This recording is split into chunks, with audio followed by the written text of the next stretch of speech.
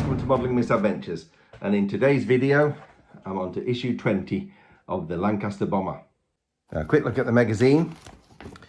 We're continuing on the build of the first engine, and then a couple of articles, one about the Avro Lincoln, which was actually a successor to the Lancaster bomber, but looked quite similar, and then a piece about Adolf Galland, who was one of the Battle of Britain's and the Luftwaffe's most famous fighter pilots.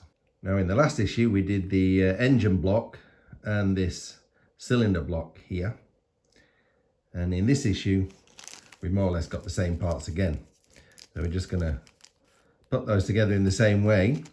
And this is the other side of the cylinder block and the other exhausts.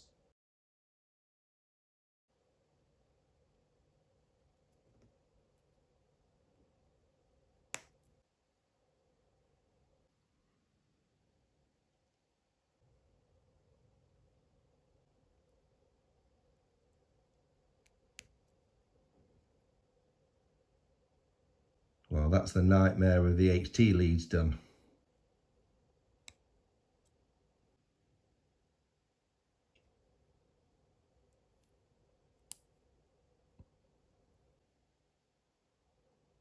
Now, this here is part of the inlet manifold, and it says in the instructions it's meant to have a peg on the end of here, and no peg on mine.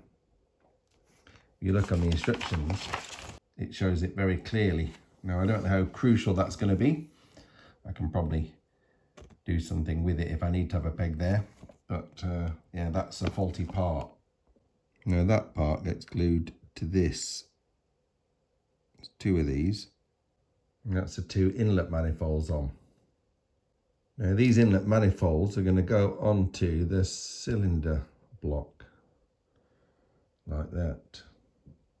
Now, we're going to fasten this to the cylinder block that we made in the previous issue, and then we can add these cylinder blocks onto the engine block like that, and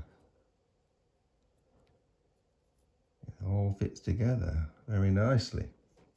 And that is that phase of the engine complete. It was a very fiddly build, lots of tiny parts, and if your eyes are not so good, it's actually very difficult, but it's looking very nice.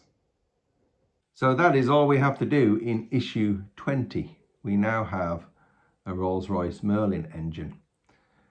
Now, there are still some more parts to add to this in the next issue, but it's still taking shape very nicely. So I hope you're enjoying seeing this build come along. That's it for that issue. I'll say goodbye, and I'll see you next time on Modelling Misadventures.